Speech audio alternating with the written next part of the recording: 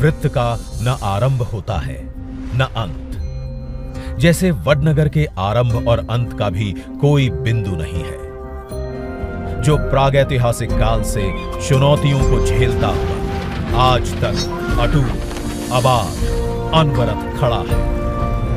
इसकी नींव 2500 वर्षों से भी अधिक पुरानी है। सिंधु सरस्वती सभ्यता के बाद महाजनपदों की स्थापना हो रही थी।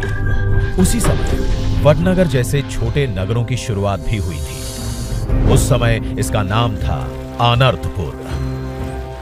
रूपेण नदी और कपिला नहर से सदा पूरित जल राशि के निकट ऊंचे टीले पर बसी बस्ती के नागरिक 5वीं सदी ईसा पूर्व से अपने कच्चे पक्के घरों में रहते। यूनानियों के आने के बाद बक्ट्रियन ग्रीक्स ने इस क्षेत्र को ले लिया। 2री सदी ईसा पूर्व से लेकर 1ली सदी ईसा पश्चात तक यूनानी राज के निशान यहां उनके सिक्कों में दिखते हैं।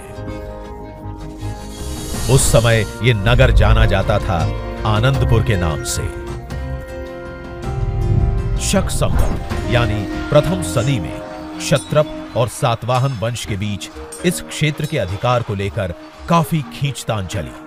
तब यहां पक्की ईंटों का परकोटा पुरानी प्राचीर के ठीक ऊपर बनाया गया और नगर परकोटे की जगह तक बरकरार रही, जिसे प्लम्ब लाइन कहते हैं।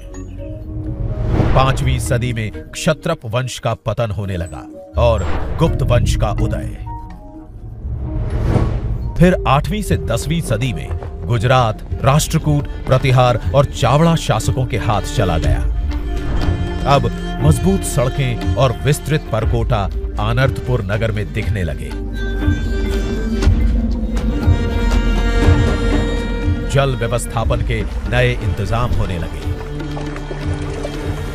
10वीं सदी में गुजरात की बागडोर सोलंकी वंश के चालुक्य शासकों ने संभाली।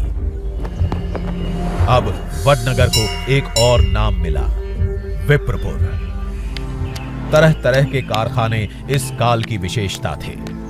एक साथ मिली धातु पिघलाने ढालने की 8 भट्टियां इसका प्रमाण है। इसी कालखंड में शर्मिष्ठा झील पर घाट, वाव, कुएं, तालाब बनाकर जल व्यवस्था को और सुडौल किया गया और बना कीर्ति तोरण, जो आधुनिक वडनगर की पहचान और शान है। मध्य युग में यहां पर सुल्तानों और मुगलों का शासन रहा। अब वडनगर वृद्धनगर के रूप में भी प्रचलित था। इस दौर में परकोटे की ऊंचाई बढ़ी, जिनके बुर्ज अब चतुर्भुज नहीं वृत्ताकार बनने लगे थे।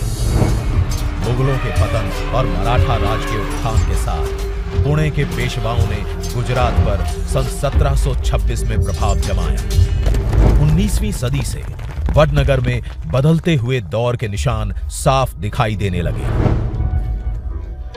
कभी आनर्तपुर, कभी आनंदपुर, विप्रपुर,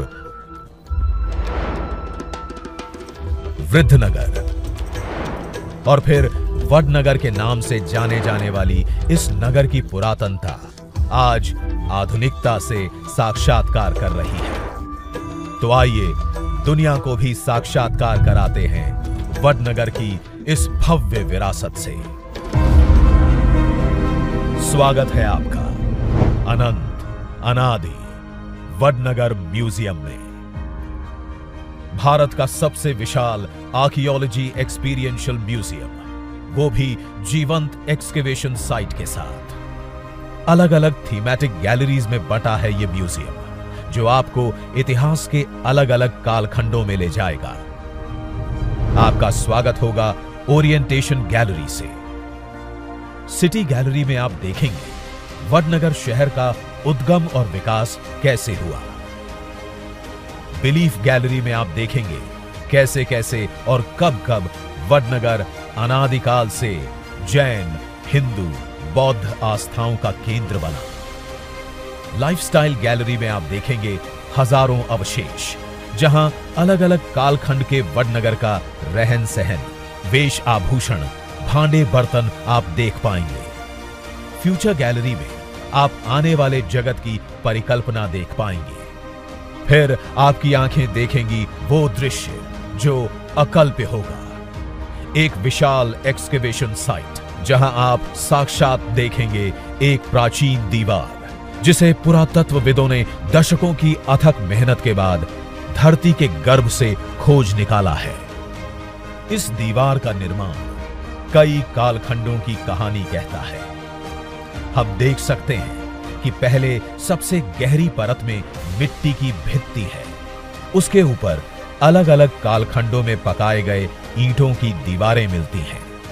अद्भुत डिजाइन और इमर्सिव टेक्नोलॉजी का उदाहरण होगा ये संग्रहालय। पुरातत्व शास्त्र को भी सैल्यूट करने का मन करेगा आपको यहां आकर।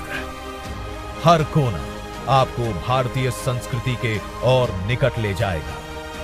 इतिहास का हर टुकड़ा आपको आपकी जड़ों से जोड़ेगा और नई पीढ़ी को प्रेरित करता रहेगा। अनंत अनादि वडनगर म्यूजियम।